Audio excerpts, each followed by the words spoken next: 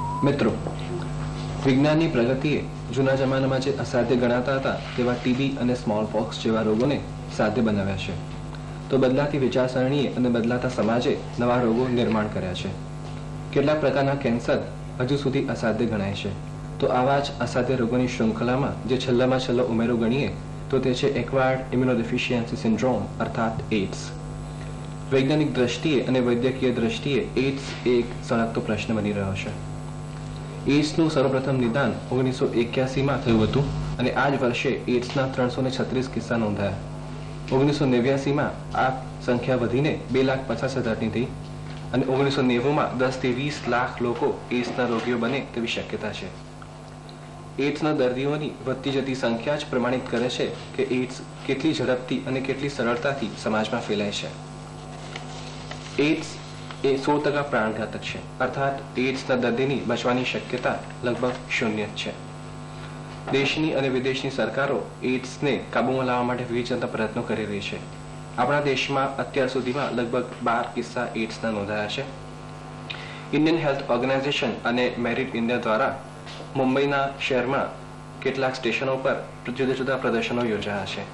આ પ્રદર્શનોની આપણા યુવાનો પર કેટલી અસર પડી છે અને તેઓ કેટલા અંશે જાગૃત થયા છે તે જોવા માટે અમે કેટલાક યુવાનોને મળ્યા. કેતન, તમારી સંસ્થા મેરિટ ઇન્ડિયા દ્વારા જે એઇડ્સ પર પ્રકલ્પો યોજાયા છે તેને શું પ્રતિસાદ મળ્યો છે? જે અમારી સંસ્થા છે medical relief and education public charitable trust, એના દ્વારા અમે લોકોને ખાસ કરીને યુવાનોને વધુમાં વધુ બને એટલું એઇડ્સ માટે જાણકારી આપીએ છીએ. એના માટે અમે એક્ઝિબિશન્સ કરીએ છીએ. 4 જાન્યુઆરીથી 26 જાન્યુઆરી સુધીમાં અમે લગભગ 12 એક્ઝિબિશન્સ કર્યા છે, જેનાથી લોકોને વધુ જાણકારી મળે. એમાં 16 થી 18 લાખ લોકોનો રિસ્પોન્સ મળ્યો છે. અમને આવીને વિઝિટ કરીને પૂછી ગયા કે એઇડ્સ શું છે, શેના માટે તમે શું જાણકારી આપી શકો છો, એવી જાણકારી લોકો લેવા આવે. ભવિષ્યમાં તમારા કઈ જાતના પ્રકલ્પો છે? ભવિષ્યમાં અમે હવે બીજા 500 એક્ઝિબિશન્સ કરવા ધારીએ છીએ. એના માટે અમે એક નવું એક્ઝિબિશન અત્યારના વીટી સ્ટેશન પર અમે કરવા જઈ રહ્યા છે, જે 15 એપ્રિલે છે. એના ઉદઘાટન માટે અમે હેલ્થ મિનિસ્ટરને પણ બોલાવ્યા છે. ને એમાં બીજું કે 5 એકર જમીન જે બોમ્બેની આજુબાજુ મળે એ અત્યારે પ્લાન છે અને જગ્યા મળી જવાના ચાન્સ થઈ ગયા છે. અને એમાં અમે રિસર્ચ સેન્ટર, હેલ્થ કાઉન્સિલિંગ, પુનર્વસન કેન્દ્ર, હોસ્પિટલ વગેરે ચાલુ કરવામાં એઇડ્સના પેશન્ટ માટે. આમાં અમુક ડૉક્ટરોને બી તેમજ નર્સોને બી અમુક નોલેજ ઓછું છે. એ લોકો બી ઈચ્છે છે કે અમને નોલેજ જોઈએ છે, તમે એ લોકો માટેની બી ખાસ અલગ વ્યવસ્થા કરવાની. આજના તો એઇડ્સ વિશે શું જાણે છે? ઘણું થોડું કે જીવલેણ રોગ છે અને એને નાબૂદ કરવા માટે સાવચેતી અને સમજદારીની ખૂબ જરૂર છે. ચિરાગ, તું શું વિશે જાણે છે એઇડ્સ વિશે? એઇડ્સ એક જાનલેવા રોગ છે જે મનુષ્યના શરીરમાં HTLV3 વાયરસના હોવાથી પસરે છે અને એમ માનવામાં આવે છે કે આ રોગ સૌથી પહેલા વાંદરાઓમાં જોવા મળ્યો હતો અને ત્યાર પછી વાંદરાઓમાંથી મનુષ્ય જાતિમાં પસર્યો છે. વિભા, તું શું જાણે છે એઇડ્સ વિશે? એઇડ્સ એ જાતીય સંબંધોને કારણે ફેલાય છે અને ખૂબ જ જીવલેણ રોગ છે. દેશના વૈજ્ઞાનિકો તેને નાબૂદ કરવા એની દવા શોધવા પ્રયત્ન કરી રહ્યા છે, પણ હજુ સુધી કોઈને સફળતા મળી નથી. ચિરાગ, ઇન્ડિયન હેલ્થ ઓર્ગેનાઇઝેશન અને મેરિટ ઇન્ડિયા દ્વારા જે એઇડ્સ પર પ્રદર્શનો યોજાયા હતા તે જોયા છે? નહીં, એક નથી જોયા મેં. રાજુ, આજે પ્રદર્શનો યોજાયા તે જોયા છે? હા, હું ગયેલો ચર્ચગેટ પર જોવા. ચર્ચગેટ પર યોજાયેલું ત્યારે હું ગયેલો જોવા માટે. તને તારો શું મત છે આ પ્રદર્શનો વિશે? આમ તો બધું બરાબર હતું, પણ એ લોકોએ જે પ્રિકોશન્સ આપેલા એની સાથે હું પૂરી રીતે સહેમત નથી. એક તો પહેલા 2 મોટા પ્રિકોશન્સ કે તમારે લગ્ન પહેલા અને લગ્ન પછી ને જાતીય સંબંધો પર પ્રતિબંધ લાવો અને ઉપરથી વેશ્યાઓ પાસે પણ નહીં જવું. હવે મારા પ્રમાણે આ બહુ એક મનની વાત છે. તમારે મન પર કાબુ લાવીને કરી શકાય એમ હોય તો જ થઈ શકે છે. એટલે ખાલી પોસ્ટર ઉપર રાખીને એ વાત થાય ને તમારે કાર્યમાં લાવવી પડે. આજના તે આ પ્રદર્શનો જોયા છે ખરા? હા, મેં જોયો હતો અને ઘણી ખુશ પણ થઈ હતી જોઈને. પણ એક વાત હતી કે જે એ લોકોએ સ્ટેશને મૂક્યું હતું કે યુવા વર્ગ જે આ જાણીને વધારે નોલેજ મેળવી શકે એના વિશે, એના માટે આ ખૂબ જ ખોટી જગ્યા પસંદ કરવામાં હતી. કારણ કે જો સ્ટેશન પર મૂક્યો હોય, ક્યાં માણસ કામેથી આવતો હોય ક્યાં ઘરે જવા માટે હોય, તો એ સમયમાં માણસ પાસે ટાઈમ હોતો જ નથી કે આવો કોઈ એક્ઝિબિશન જોઈએ. કાં થાકેલો હોય છે, કાં દોડધામમાં હોય છે.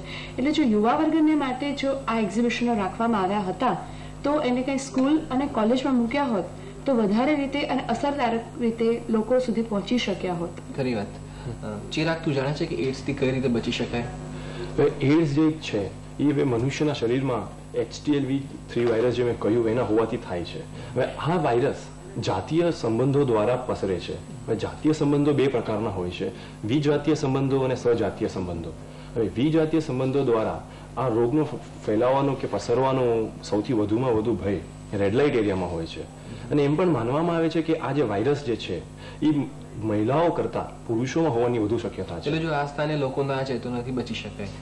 હા, એમ કહી શકાય છે કે ન જાય તો, પણ એની માટે જરૂરી છે કે મનુષ્યોએ પોતાની ઉપર આની આપણે રિસ્પોન્સિબિલિટી લઈ લેવી જોઈએ. ખરી વાત. વિભા, તું શું માને છે? ચિરાગે કહ્યું એમ જાતીય સંબંધિત તો ફેલાય જ છે, પણ આજકાલ જે બ્લડ ડોનેશનના પ્રોજેક્ટો ચાલી રહ્યા છે તેમાં પણ કોઈ બધી જગ્યાએ સાવચેતી કે ચકાસણી થતી નથી.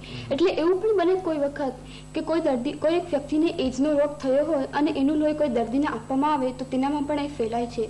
એટલે એ ન થાય માટે લોહીને આપતા પહેલા પૂરેપૂરી તેની ચકાસણી કરવી જોઈએ કે એમાં એ દર્દ રહિત છે કે નહીં, જંતુ રહિત. રાજુ, તું શું માને છે?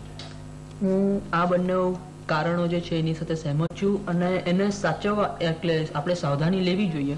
એટલે કે હું એમ કહેવા માંગીશ કે જે આપણે રોજિંદીની વસ્તુઓ છે જેમ કે આપણું ટૂથબ્રશ છે, તુવાલ છે, એ પોતપોતે અલગ અલગ વાપરવું, એકબીજાની વસ્તુ વાપરવી નહીં. અને આ જે બ્લડ ટ્રાન્સફ્યુશનનું જે છે તે વખતે અગર આપણે જો ડિસ્પોઝેબલ સિરિંજ ને નીડલ વાપરીએ તો બહુ સારું રહેશે. અને જો એ પોસિબલ ના હોય તો જે બીજી સિરિંજીસો એને ઉકાળીને વાપરવામાં આવે, એટલે એક જ વખતે સ્ટરીલાઇઝ કરવામાં આવી જોઈએ. આજના તું શું માને છે? જેમ ખબર છે કે જાતીય રોગથી જ જાતીય સંબંધોથી આ રોગ વિકસ્યો છે અને સ્ટેરિલાઇઝ નીડલ્સ વપરાથી એનો વધારે ફેલાવો અટકાવી શકાય, પણ જો ઉગતો શત્રુ તમે ડામી દો તો એ વધારે અગત્યનું છે. તો એના માટે જાતીય શિક્ષણ મળવું ખૂબ જ જરૂરી છે, કારણ કે જાતીય શિક્ષણ જો તમને મળ્યું હોય તો તમે અમુક આવા યોની સંબંધો બાંધતા પહેલાં વિચારો, અને જો વિચારો અને કરવા વખતે પણ તમે પૂરી સાવચેતી અને તકેદારીથી કરો. એટલે જાતીય જ્ઞાન હોવું આ વિશે વધારે જરૂરી છે. માતા પિતા તરફથી જાતીય શિક્ષણ મળ્યું હતું ખરું? જી હા. ચિરાગ, તને મળ્યું હતું? જી ના, નથી મળ્યું. વિભા, તને? ના, ક્યારેય નથી મળ્યું. રાજુ, તને મળ્યું હતું? હા, હું જ્યારે 10મા ધોરણમાં હતો ત્યારે મને સ્કૂલમાં એક અમારે સ્કૂલવાળાએ એમિનન્ટ ગાયનેકોલોજીસ્ટને બોલાવીને અમને જાતીય જ્ઞાન આપેલું. હમણાં જ આપણે આપણા યુવાનોને સાંભળ્યા. આજે આપણી સાથે સ્ટુડિયોમાં વિશ્વવિખ્યાત સેક્સોલોજીસ્ટ ડોક્ટર પ્રકાશ કોઠારી ઉપસ્થિત છે. ડોક્ટર પ્રકાશ કોઠારી મુંબઈની GS મેડિકલ કોલેજ અને KEM કોલેજના સેક્સોલોજી વિભાગના વડા છે. 1991માં નવી દિલ્હીમાં જે વિશ્વની સર્વપ્રથમ ઓર્ગેઝમ પર કોન્ફરન્સ થવાની છે તેમાં દરેક દેશ તરફથી તેમની સર્વાનુમતે પ્રમુખ તરીકેની વરણી થઈ છે.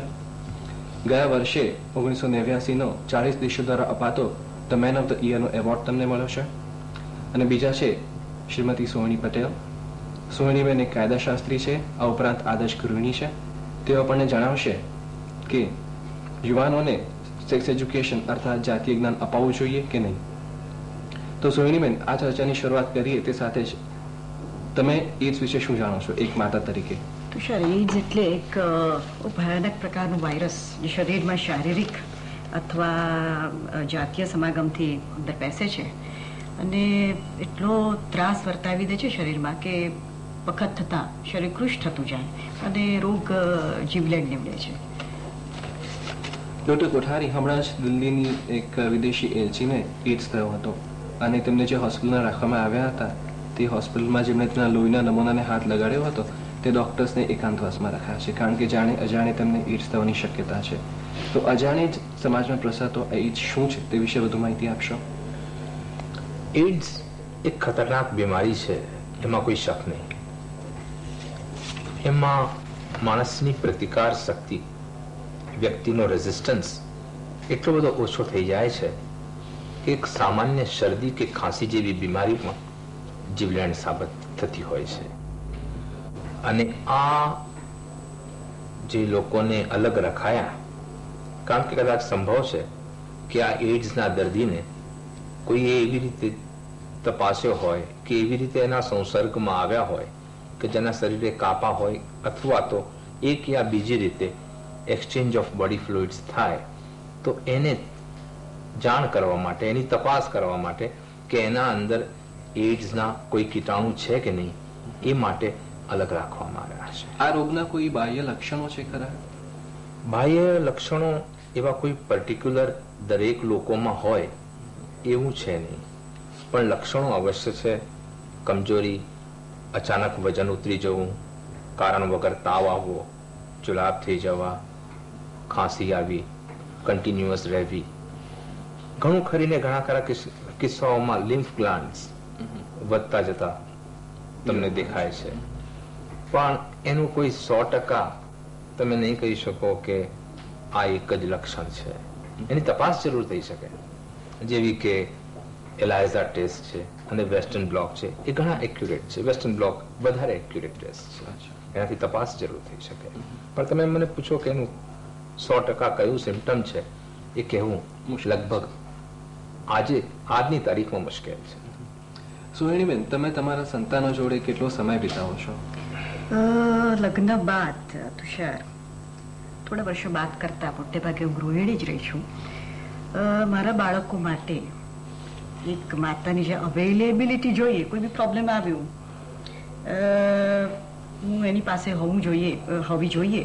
ઘરે સ્કૂલેથી ઘરે આવી કંઈક પ્રોબ્લેમ છે, કંઈક પ્રશ્ન પૂછવો છે આઉટ ઓફ ક્યુરિયોસિટી, ત્યારે મેં હંમેશા ધ્યાન રાખ્યું કે I should be available for my children.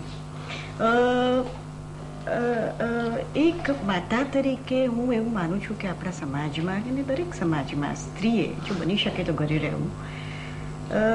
એક માતા 100 શિક્ષકની ગરજ સારે, એવી આપણે ગુજરાતીમાં કહેવત છે. અને મેં મોટા ભાગે મારા બાળકોને હું હાજર હતી જ્યારે બી એમને કંઈક પ્રશ્નોનું નિવારણ હતું કે કંઈ પ્રોબ્લેમ હતા, માંદગી હતી, ત્યારે કે હું માનું છું કે જો ફિનાન્શિયલ ઇકોનોમિક દ્રષ્ટિએ બહુ જરૂર ન હોય તો સ્ત્રીએ બહાર ના કરવું. અમુક બેસિક વર્ષોમાં ઘરે રહે તો વધારે સારું. મને આમાં થોડોક અન્યાય થતો હોય એવું લાગે છે, કારણ કે હું પોતે પૂરતો સમય રોહિણીબેન જેટલો ઘરમાં આપી શકતો નથી. એટલે હું દૃઢપણે એમ કહીશ કે what is important is not quantity of time, but what quality of time you are giving. કેટલો સમય આપો છો એ જરૂરત નથી, પણ કઈ રીતનો સમય આપો છો એ વધુ અગત્યનું છે, એમ હું કહીશ. ડોક્ટર, ભારતમાં એડ્સના ફેલાવા માટે કયા કયા કારણો જવાબદાર છે? એક મુખ્ય કારણ છે, અને એ છે માત્ર ભારતમાં નહીં, વિશ્વભરમાં જાતીય સમાગમ,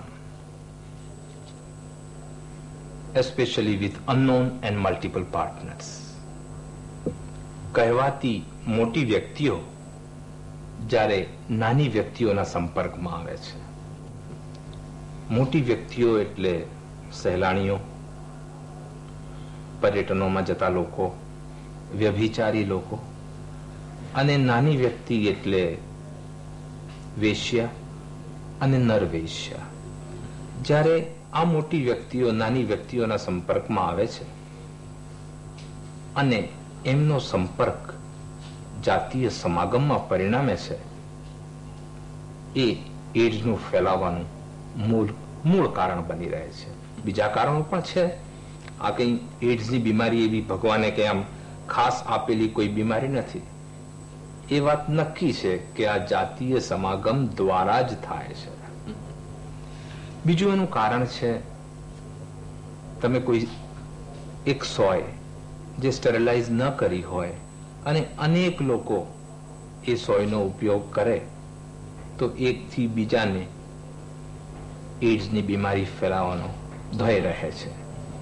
બીજું, જે લોકો બ્લડ ટ્રાન્સફ્યુઝન લેતા હોય છે એ લોકોને પણ આનો ભય બીજા લોકો કરતા વધુ હોય છે. પણ સાથે સાથે એ કહેવું ઘટે કે જે લોકો એમ કહે છે કે ભાઈ એક ગ્લાસમાં પાણી પીવાથી કે મને ખાંસી આવી ને થોડા જંતુ ઉડ્યા અને સામેવાળાને લાગ્યા, અથવા તો સ્વિમિંગ પુલમાં સાથે નાહવાથી કે હેલ્થ ક્લબમાં કંઈ સાથે બેસવાથી કે આમ કેઝ્યુઅલ કોન્ટેક્ટ કોઈની જોડે સેકન્ડ કરી અને એનાથી એડ્સ થઈ ગયો, એ એક વહેમ છે, એક ધારણા છે, એક માન્યતા છે, હકીકત નથી. ડોક્ટર, તમે હમણાં બ્લડ ટ્રાન્સફ્યુઝનની વાત કરી, તો જ્યારથી એડ્સનો ભય સમાજમાં ફેલાયો છે ત્યાંથી લોકો રક્તદાન કરતા અચકાય છે. આ માટે તમે શું કહેશો? રક્તદાન કરતા અચકાય છે એના માટે આપણે એમને યોગ્ય રીતે એજ્યુકેટ કરવા જોઈએ કે ભાઈ તમે જે સોય વાપરો છો એ અલગ વાપરો, અથવા તો ડિસ્પોઝેબલ નીડલ્સ ને સિરિંજનો ઉપયોગ કરો. અને રક્તદાન લેતા પહેલા કે દેતા પહેલા રક્ત કીટાણુ રહિત, એડ્સના કીટાણુ રહિત છે કે નહીં એની તપાસ. સોહિનીબેન, આજનો સમાજ ખૂબ જ ઝડપભેર આગળ વધી રહ્યો છે અને ખાસ કરીને મુંબઈ જેવા શહેરોમાં યુવાનોને ગેરમાર્ગે દોરે તેવા પુષ્કળ પરિબળો મોજૂદ છે. તો આ વિશે તમે શું કહેશો? પાશ્ચાત્ય સંસ્કૃતિની આપણી ભારતીય સંસ્કૃતિ પર સેંકડો વર્ષોથી બહુ ઘેરી ઊંડી અસર રહેલી છે તુષાર. જાણે એક હલ્લો મચાવીને પાશ્ચાત્ય સંસ્કૃતિ આપણી સંસ્કૃતિ પર ચાલી ગઈ અને એક ઊંડી ઘેરી ખરાબ અસર મૂકી ગઈ. આપણી ભારતીય સંસ્કૃતિ એટલી બધી આદર્શમય, એટલી બધી વિવેકપૂર્ણ, સંસ્કારમય રહેલી છે. અને જ્યારે આજકાલના યુવાનો, ગઈકાલના યુવાનો જે આદર્શભરી વાતો કરતા હતા તે આજકાલના યુવાનો બ્લુ ફિલ્મ્સ ડિસ્કસ કરવા માંડ્યા છે. ડિસ્કોઝ એમને વધારે પસંદ છે. વન નાઇટ સ્ટેન્ડ જેવી વસ્તુઓ જે સંભળાતી નથી થોડા વર્ષો પહેલાં એ આજકાલ સંભળાવા માંડી છે. કોલેજના યુવાન વર્ગને વધારે ગાડી પર, ગાડીના બોનેટ પર બેસીને ગપ્પા મારતા તમને જોવા મળે. લેક્ચરો નહીં ભરે, બહાર કેમ રખડવું વધારે પસંદ છે એમને. જ્યારે સભ્ય વર્ગ છે સમાજમાં એમને લાગે છે કે આ બધું ખોટું છે. એક જાતની એમને શોકની લાગણી, ઊંડી લાગણીનો એક પ્રકારનો આઘાત થાય છે એમને કે જે કંઈ બી થઈ રહ્યું છે બહુ ખોટું છે. યુવાનો ખોટે માર્ગે દોરવાઈ રહ્યા છે. એટલે પાશ્ચાત્ય સંસ્કૃતિની આપણી સંસ્કૃતિ પર અસર તો છે 100% અસર ખરી છે. ડોક્ટર, કોઈ પણ જાતીય રોગના નિર્માણ અને પ્રસાર માટે જાતીય રોગ અને જાતીય શિક્ષણ પ્રત્યેનું અજ્ઞાન કેટલા અંશે જવાબદાર છે? 100%. જાતીય રોગ કે જેને ગુપ્ત રોગ કહેવામાં આવે છે, એ બાબતમાં જો યોગ્ય જ્ઞાન આપવામાં આવે તો માણસ આ રોગમાંથી મુક્ત થઈ શકે છે. અને એડ્સ જેવા ખતરનાક રોગ માટે તો આપણે જરૂર કહી શકીએ. અને એક જે વાક્ય આપણે વારંવાર વાપરીએ છીએ કે prevention is better than cure, મને પૂછવામાં આવે તો હું એટલું કહીશ કે prevention is the only cure. સોહિનીબેન, તમે માનો છો કે સંતાનોને જાતીય શિક્ષણ અપાવવું જોઈએ? એક માતા તરીકે હું માનું તુષાર કે બાળક અમુક ઉંમરનું થાય એટલે દરેક માતાએ પોતાને બાળકને સાહજિક અને સ્વાભાવિક રીતે મા બાપે સમજાવવું જોઈએ જાતીય શિક્ષણ.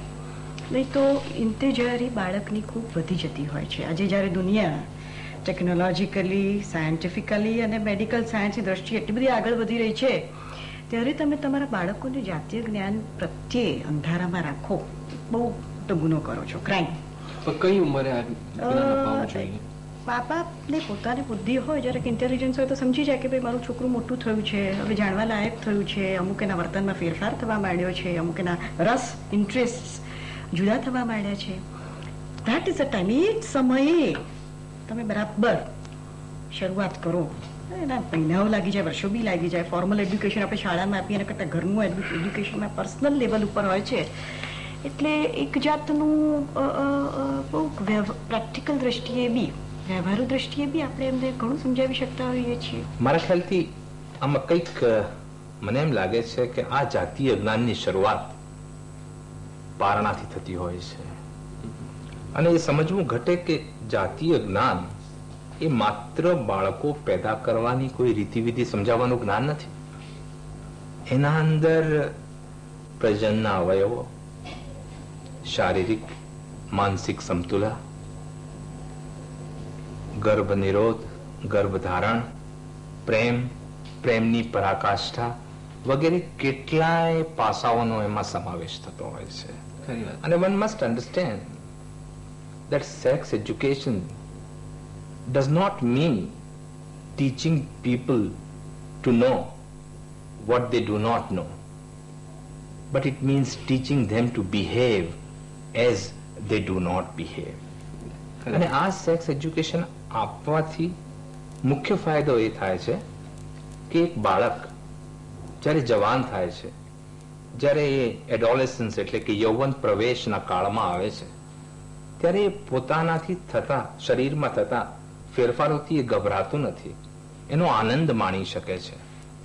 એટલું જ નહીં પણ સમાજમાં સારા નરસાની એનો ખ્યાલ હોય છે અને એમાંથી એ યોગ્ય માર્ગદર્શન લઈ પોતાના માટે વધુ શું સારું છે એનું એને ભાન થાય છે. અને આ સેક્સ એજ્યુકેશન દરેક જગ્યાએ પહેલા પણ અપાતું હતું. 1600 વર્ષ પહેલા મુનિ વાત્સાયને કામસૂત્ર લખ્યું હતું. લગ્ન પહેલા, લગ્ન વખતે અને લગ્ન પછી વાંચવાનું એને ઉચિત ગણાતું હતું. તમે કોઈ પણ મંદિર પર નજર કરો, મોઢેરા છે, કોણાર્ક છે, ખજુરાહો છે, ત્યાં આગળ આ શિલ્પકૃતિઓ નજરે પડે છે. એ વખતે આ ટીવી કે ન્યૂઝપેપરના માધ્યમ અવેલેબલ નહોતા. મંદિરમાં બધા જ લોકો જતા. સેક્સ એજ્યુકેશન મંદિરમાં પણ અપાતું હતું. અરે એટલી વાત છોડો, તમે હિન્દુ ફિલોસોફી પર નજર કરો. ધર્મ, અર્થ, કામ અને પછી મોક્ષ. આ સમજ્યા કે નહીં? એટલે એ જાણવું જરૂરી છે કે જાતીય જ્ઞાન કે જાતીય જીવન એ અધર્મ નથી, પાપ નથી, પણ એક સંસારની આધારશિલા છે. ખરી વાત ડોક્ટર. ડોક્ટર, ભારતમાં દર વર્ષે લાખો સહેલાણીઓ આવે છે પર્યટન માટે અને ભારતમાંથી હજારો લોકો બહારગામ જાય છે. તો આમાંના કોઈ એકને એડ્સ થયો હોય તે કઈ રીતે પારખી શકાય? આનું પારખવા માટે 2 ટેસ્ટ ખાસ વપરાય છે. એક ટેસ્ટ છે એલાઇઝા ટેસ્ટ અને બીજો છે western blot test. Western blot થોડોક એક્સપેન્સિવ છે પણ વધુ એક્યુરેટ છે. એમ કહેવાય છે કે બ્લોક ટેસ્ટ અને વાયરલ કલ્ચરલ ટેસ્ટ જે એડમેન્સ લેવાય છે તે હજુ આપણા દેશમાં 100% શક્ય નથી અને આને માટેના લોહીના નમૂના આપણે અમેરિકા મોકલવા પડે છે પરીક્ષણ માટે. તો આપણા દેશમાં આ પરીક્ષણ કેમ 100% શક્ય નથી? આ પણ એક વહેમ છે, હકીકત નથી. આપણા દેશમાં આ વસ્તુ થાય છે. વેસ્ટર્ન બ્લોક ટેસ્ટ થાય છે. KEM હોસ્પિટલમાં હું જાઉં છું, ત્યાં આગળ થાય છે, મને ખબર છે, અને અમે ઘણા કેસીસ ત્યાં મોકલાવીએ પણ છીએ. સોહિનીબેન, 90% યુવાનોનો એવો મત છે કે તેમને તેમના મા બાપ દ્વારા જાતીય શિક્ષણ મળતું નથી અને મા બાપો એક જાતનો ક્ષોભ અનુભવે છે. તો એ વિશે તમારું શું માનવું છે? આપણા સમાજમાં એવું ખરું, એક જાતનો સંકોચ છે આ બાબત પ્રત્યે, સૂગ છે, જટ લઈને લોકો એને ચર્ચા કરવા માટે તૈયાર હોતા નથી.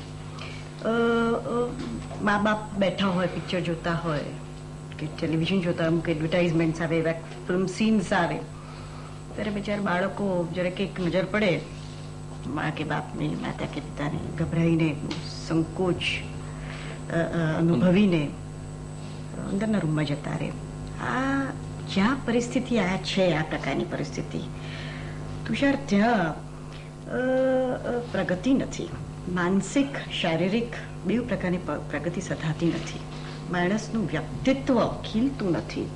પણ જ્યાં ચર્ચા છે, જ્યાં વિચારોની આપ-લે છે, બહુ મોકળું વાતાવરણ છે, ત્યાં દરેક પ્રકારની પ્રગતિ છે. શારીરિક, માનસિક, માઇન્ડ ડેવલપમેન્ટ બહુ જ જરૂરિયાતની વસ્તુ છે શારીરિક ડેવલપમેન્ટની સાથે. એટલે જ્યાં આવી ડેવલપમેન્ટ નથી ત્યાં એડ્યુકેશનલ ઇન્સ્ટિટ્યુશન્સમાં આવું શિક્ષણ અપાવવું જોઈએ. એક પીરિયડ ભલે 45 મિનિટનો હોય, એમાં બહુ પર્સનલ લેવલ પર આપી બી ન શકાય, પણ ઘરમાં મા બાપ આપે, જ્યાં ભણતર છે, જે ઘરમાં વાંચન છે, જ્યાં જે ઘરમાં લેવલ હેડેડનેસ છે, જે ઘરમાં જ્ઞાન છે, એ ઘરના છોકરાઓ જુદા તરી આવવાના. ડોક્ટર, એડ્સ ન થાય તે માટે કઈ જાતની સાવચેતી લેવી જોઈએ? સામાન્ય સાવચેતીમાં તો એક માણસે પોતાની સિરિંજ અને સોય અલગ રાખવી જોઈએ. બીજું, પહેલા કહ્યું એ પ્રમાણે રક્ત દેતા કે લેતા પહેલા સોય અલગ રાખવા ઉપરાંત એ એડ્સના કીટાણુ રહિત છે કે નહીં એની તપાસ કરવી અનિવાર્ય છે. એ ઉપરાંત ધારો કે મારું ઓપરેશન કરાવવાનું હોય અને મને ખબર હોય કે ભાઈ આ તારીખે મારું ઓપરેશન છે, તો એના થોડા કેટલાક દિવસો પહેલા હું મારું પોતાનું જ બ્લડ આપી દઉં અને એ સ્ટોર કરાવી દઉં, એટલે શલ્યક્રિયા દરમિયાન મારું પોતાનું રક્ત જ મને કામ આવી શકે. બીજું, ખાસ કરીને સ્ત્રીઓ જે કાન વિંધાવે છે કે નાક વિંધાવે છે, એ વખતની સોય પણ સ્ટરીલાઇઝ કરીને રાખવી જોઈએ, નહીં તો એડ્સ ફેલાવાની શક્યતા રહે છે. જે લોકો ટેટુ કરાવે છે, ગામડાના અંદર છૂંદણા પડાવે છે, એમાં પણ સોય ખાસ અલગ રાખવી જોઈએ. એટલું જ નહીં, પણ એક્યુપંક્ચરની સારવાર લેતી વખતે પણ સોય બરાબર સ્ટરીલાઇઝ થઈ છે કે નહીં એની ચકાસણી કરવી જરૂરી છે. અપરિચિત વ્યક્તિઓ સાથે પછી એ સજાતીય હોય કે વિજાતીય, એ લોકો જોડે જાતીય સમાગમ બાંધવા ખતરનાક છે. અને એમાં પણ greater the number greater is the risk. તેમ છતાં ધારો કે એવો સમય આવી જાય તો અમુક વસ્તુ થતી હોય કે જેમાં બોડી ફ્લુઇડનું એક્સચેન્જ થતું હોય, જેવું કે મુખ મૈથુન છે કે માસિક સ્રાવ દરમિયાન છે. આવા સમય દરમિયાન જાતીય સમાગમ અવોઇડ કરવો કે ન કરવો એ વધુ ઈચ્છનીય છે. ધારો કે આપણને ખબર હોય કે કોઈ સ્ત્રી એડ્સથી પીડિત છે તો એની જોડે રતિક્રીડા ન કરવી જોઈએ, અથવા તો બાય ચાન્સ એ ગર્ભવતી બની જાય તો એને ગર્ભપાત કરાવવા માટે સલાહ આપવી જોઈએ. અને ત્રીજું જે મહત્વની વસ્તુ છે અને એ છે નિરોધ કે કંડોમનો ઉપયોગ. એ આપણા દેશ માટે અત્યંત અગત્યનો છે, કારણ કે એનાથી એક કાંકરે બે પક્ષી મરી જાય એવી વાત છે. એક તો વસ્તી વધારાની જે સમસ્યા છે એ પણ હલ થઈ જાય છે, અને સાથે સાથે એડ્સની બીમારીનો ફેલાવવામાં પણ એક ઘણે ખરે રૂપે મદદ કરે છે. સોહિણીબેન, ઘણા લોકોનો એવો મત છે કે નાની ઉંમરે છોકરાઓને જો જાતીય શિક્ષણ આપવામાં આવે તો તે ભયજનક પુરવાર થાય છે. એ વિશે તમે શું માનો છો? નાની ઉંમરે બાળકોને આપણે જાતીય શિક્ષણ આપીએ તે ભયજનક તો નથી. પછી મા બાપો કેટલું ધ્યાન રાખે છે એમના મોટા થયા પછી શિક્ષણ મળ્યા બાદ, એ બહુ અગત્યની વસ્તુ છે. આજે મેં મારા બાળકને જાતીય શિક્ષણ આપ્યું, મને જ્ઞાન છે એ વિશે. Basic facts of life, biological, physiological, આ બધી વસ્તુઓ છે, સાહજિક વસ્તુઓ છે જીવનની, સમજવી જ જોઈએ દરેકે. અને એ જાણ્યા પછી જો મારું બાળક એના પર મારે એક પ્રકારની નજર રાખવી કે ભાઈ કઈ શૈક્ષણિક સંસ્થામાં મારું બાળક દાખલ થાય છે, કયા ઇન્સ્ટિટ્યુશનમાં જાય છે, સારા કોઈ સ્થળે દાખલ થાય. નંબર 2 કે એના મિત્રો કયા પ્રકારના છે. જો કહેવાનો મતલબ એ છે કે એમનો કહેવાનો મતલબ મેઇન એ છે કે અજ્ઞાનથી વિકૃત કુતૂહલ વધે છે, ખરી વાત છે, અને જ્ઞાનથી વિકૃત કુતૂહલ ઘટે છે. એટલે તમારો કહેવાનો મતલબ એ છે કે એક માણસ જે ખરેખર જ્ઞાન મળતું હોય, આધારભૂત વ્યક્તિ પાસેથી પ્રમાણસરનું જ્ઞાન મળતું હોય તો કોઈ ભય આવવાનો પ્રશ્ન જ નથી. એ ગેરમાર્ગે જશે જ નહીં. જેમ ડોક્ટર કહે છે એ બાળક ગેરમાર્ગે જવાના ચાન્સીસ, શક્યતાઓ ઘણી જ ઓછી, નિવારી શકાય. એટલું જ તમે ધારો કે થોડુંક વધારે પણ જ્ઞાન આપી દો તો પણ કોઈ નુકસાન થતું નથી, કારણ કે એને વધુ પ્રશ્નો પૂછવાનો એક માર્ગ મોકળો બને છે. મિત્રો, એડ્સના વધુને વધુ વિકરાળ થતા જતા સ્વરૂપને નાથવાના વૈશ્વિક સ્તરે પ્રયાસો થતા આવ્યા છે. આ પ્રયાસો કેટલે અંશે સફળ થશે તે તો સમય જ કહેશે. પરંતુ આ પ્રશ્ન હવે ફક્ત વિશ્વની સરકારો અને વિવિધ આરોગ્ય કેન્દ્રો પૂરતો જ મર્યાદિત નથી રહ્યો, પરંતુ સમાજની નાનામાં નાની વ્યક્તિ પણ તેને માટે એટલી જ જવાબદાર છે. સોહિણીબેને કહ્યું તેમ આપણા સમાજમાં જાતીય શિક્ષણ અને જાતીય જ્ઞાન પ્રત્યે જે એક પ્રકારની સૂક નિર્માણ થઈ છે તેને દૂર કરવાની જરૂર છે. મા બાપો અને સંતાનો વચ્ચે જે એક જાતનું અંતર છે તે તદ્દન દૂર કરવાની જરૂર છે, અને ઘરમાં મોકળાશનું એક વાતાવરણ હોય તો સંતાનો પોતાના માતા પિતા જોડે દરેક પ્રશ્નની ચર્ચા નિખાલસપણે કરી શકે. ડોક્ટર કોઠારીએ કહ્યું તેમ આપણા સમાજમાં સ્વાસ્થ્ય વિશે એક જાતની ઉદાસીનતા સેવાય છે. એ ઉદાસીનતા દૂર કરવાની જરૂર છે, અને તે સાથે જ સામાજિક દ્રષ્ટિએ પણ જ્યારે વ્યક્તિ હોસ્પિટલમાં કે રક્તદાન કરતો હોય ત્યારે તેણે પોતાની જ સ્વાસ્થ્યની કાળજી રાખવી જરૂરી છે. આપણે જો આવી નાની નાની બાબતોની કાળજી રાખીએ તો સેક્સને લગતા જે વિવિધ ગુપ્ત રોગો છે તેનાથી બચી શકાય. પરંતુ એક સમસ્યા જરૂર છે મિત્રો, કે આ પ્રશ્ન ફક્ત ચર્ચા, પરિસંવાદ કે વિચારોની આપલે માત્રથી જ પૂરો થઈ જવાનો નથી. જરૂર છે જાગૃત સમાજની અને જાગૃત યુવા જગતની. અને આ સાથે જ